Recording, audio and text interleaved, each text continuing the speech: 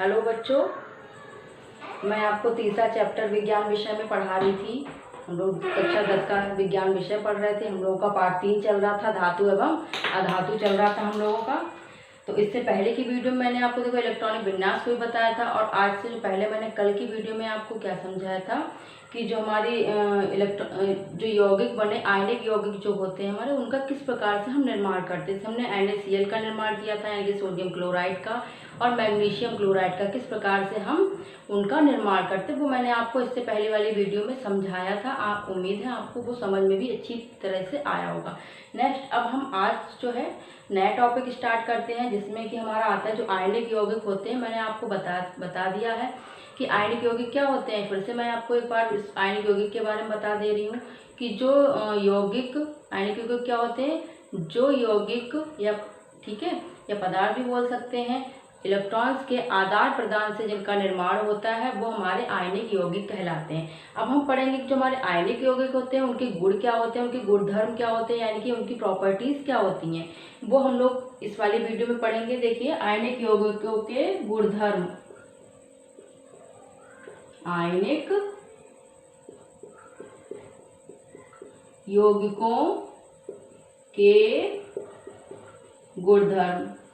गुणधर्म क्या होता है, यानी कि गुण भी उसको बोल सकते हैं। ठीक है, गुण भी उनके बोल सकते हैं। उनकी प्रॉपर्टीज क्या क्या होती हैं, उनमें कौन कौन से गुण होते हैं।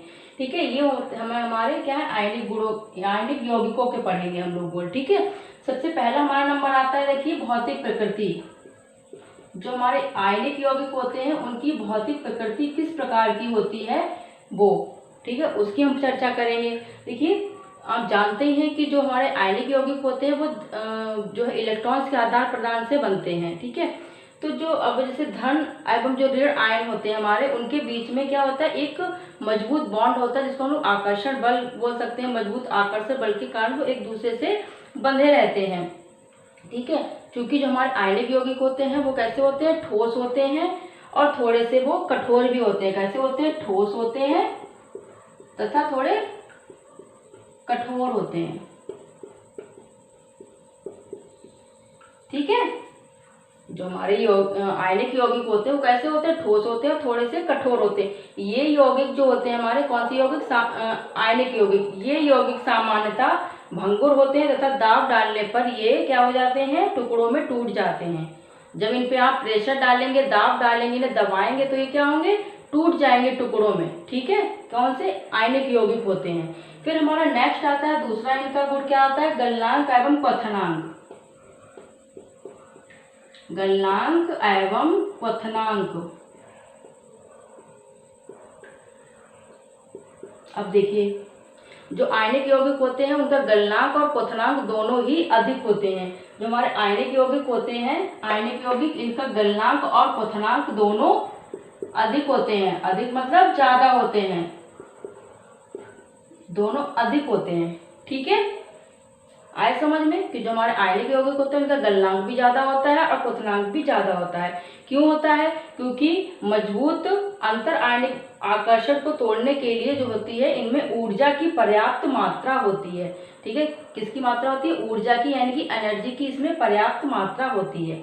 ठीक, अब नंबर 3 आता है, देखिए, घुलनशीलता। क्या आता है, घुलनशीलता। जो हमारे आयनिक यौगिक हैं तो ये क्या होते हैं, जल में घुलनशील होते हैं। ठीक है, जल में घुलनशील का मतलब क्या होता है कि ये जल में घुल जाते हैं। तो इसको क्या, इसका गुण क्या आएगा कि वैद्युत संयोजक यौगिक सामान्यतः, वैद्युत संयोजक यौगिक मतलब कि आयनिक यौगिक, इसको और क्या बोलते हैं, वैद्युत संयोजक यौगिक। इसको दूसरा नाम क्या है आयनिक यौगिक का, वैद्युत संयोजक यौगिक। ठीक है, ये मैंने बताया भी था आपको। ठीक है, तो वैद्युत संयोजक यौगिक सामान्यतः जल में घुलनशील होते हैं तथा केरोसिन या पेट्रोल आदि जैसे विलायकों में ये अविलेय भी होते हैं। ठीक है, फिर अगला हमारा आता है नंबर 4 में, हमारा क्या है, विद्युत चालकता। विद्युत चालकता। तो अब ये क्या होती है, देखिए, किसी विलयन से विद्युत के चालन के लिए आवेशित कणों की गतिशीलता की आवश्यकता होती है। आप जानते हैं आयनिक यौगिकों के बीच जलीय विलयन जो होता है हमारा, उसमें आयन उपस्थित होते हैं। किसमें आयन? जो आयनिक यौगिक है हमारा, यानी कि ये इसी को तो पढ़ रहे हैं ना, आयनिक यौगिक के जलीय विलयन में क्या होता है? आयन उपस्थित होते हैं, आप जानते ही हैं। ठीक है, तो जब विलयन में विद्युत धारा हमारी प्रवाहित की जाती है तो ये आयन विपरीत इलेक्ट्रोड की ओर गमन करते हैं, मतलब कि चले जाते हैं। ठीक, ठोस अवस्था में जो हमारे आयनिक यौगिक होते हैं वो क्या करते हैं? विद्युत का चालन नहीं करते हैं। ठोस अवस्था जब होती है तो इसमें विद्युत का चालन, विद्युत जो होती है, ठोस अवस्था में जो हमारे आयनिक यौगिक होते हैं वो विद्युत का चालन नहीं करते हैं। ठीक, क्यों नहीं करते? क्योंकि ठोस अवस्था में दृढ़ संरचना के कारण आयनों का जो होती है वो गति जो होती है हमारी संभव नहीं हो पाती है। अब जो है हमारे आयन होते हैं ये स्वतंत्र रूप से गमन करते हैं। ठीक है, स्वतंत्र रूप से मतलब फ्री होकर ये गमन करते हैं, इन पे किसी चीज की रोक टोक नहीं होती है। ठीक है, तथा विद्युत का ये क्या करते हैं? चालन करते हैं, विद्युत का चालन करते हैं ये।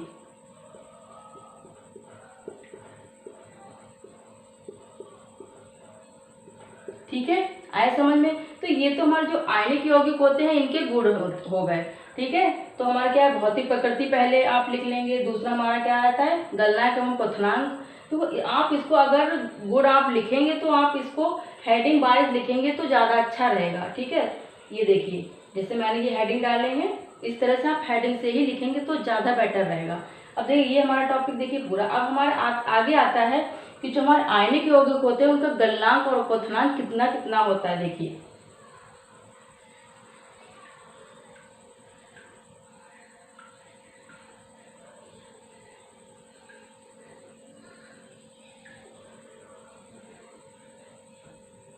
कुछ, देखिए कुछ के हम लिखेंगे। ठीक है, आयनिक यौगिकों के गलनांक एवं क्वथनांक।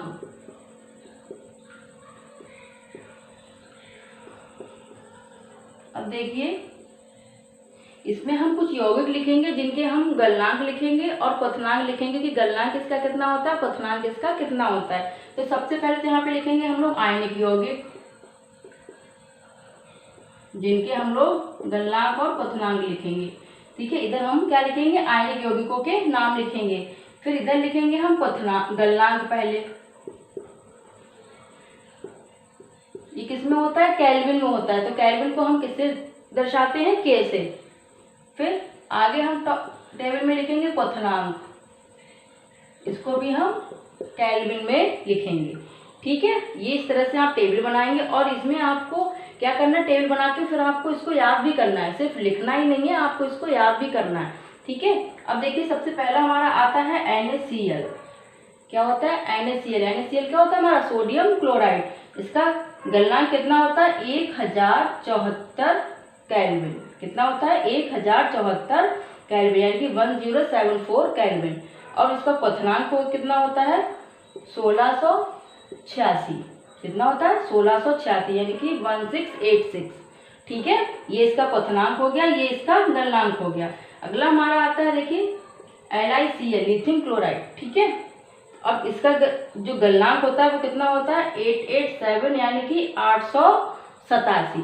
ठीक, और क्वथनांक इसका कितना होता है? 1600, यानी कि 1600। ठीक है, LiCl का कितना होता है गलनांक? 887 और क्वथनांक कितना होता है? 1600। ठीक, नेक्स्ट हमारा आता है CaCl2, कैल्शियम क्लोराइड। क्या है ये? Calcium chloride. इसका सबसे पहले क्या लिखेंगे? गलनांक कितना होता है? 1043, 1043, सॉरी 43 नहीं 45 होगा इसका। ठीक है, 1045 केल्विन कितना क्या होता है इसका ये गलनांक। और क्वथनांक कितना होगा?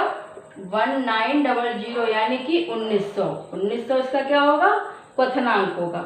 अगला आता है हमारा CaO, कैल्शियम ऑक्साइड। ठीक है, इसका जो है पहले गलनांक लिखेंगे कितना है? 2850। कितना? 2850, 2850। ठीक है, या ऐसे भी बोल सकते हैं 2850। ठीक है, जैसा भी आपको इजी लगे उस तरह से आप बोल सकते हैं। ठीक है, अब इसका क्वथनांक कितना होता है? 3120। कितना आता है 3120 यानी कि 3120 या 3120, ये इसका क्या है क्वथनांक है।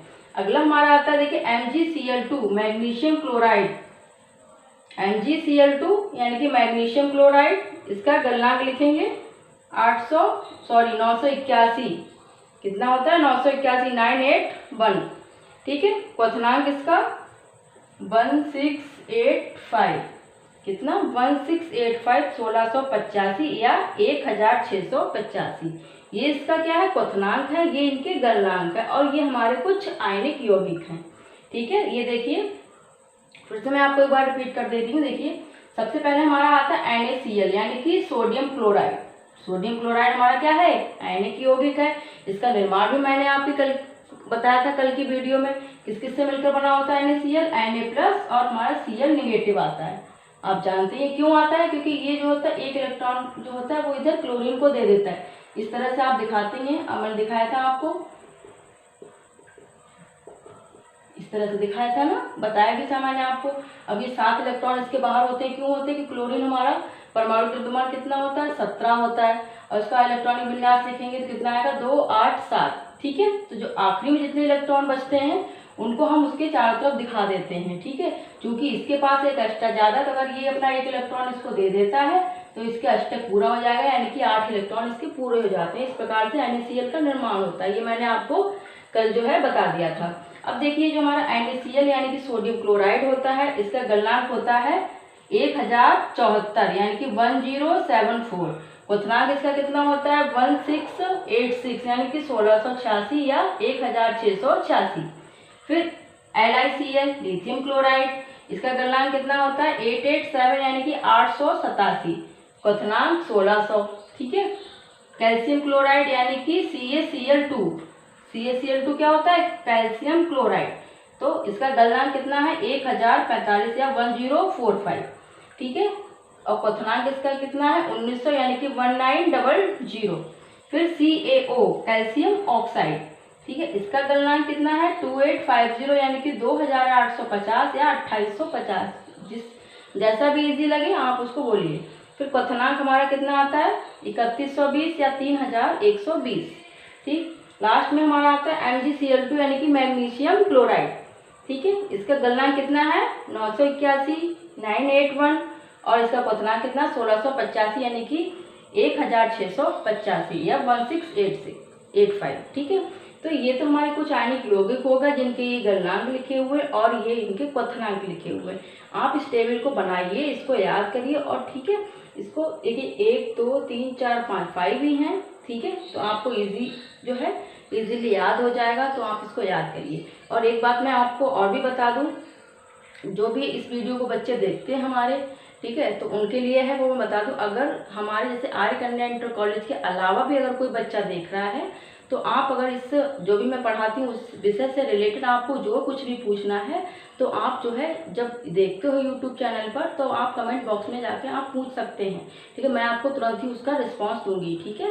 तो आपको जो कुछ भी पूछना तो आप कमेंट बॉक्स में भी आप जाके पूछ सकते हैं, ठीक है। तब तक के लिए आप इसको बहुत ही अच्छी तरह से देखिए, समझिए। अगर ना कुछ समझ में आए तो आप कमेंट बॉक्स में जाके मुझसे पूछ सकते हैं। तब तक के लिए थैंक यू।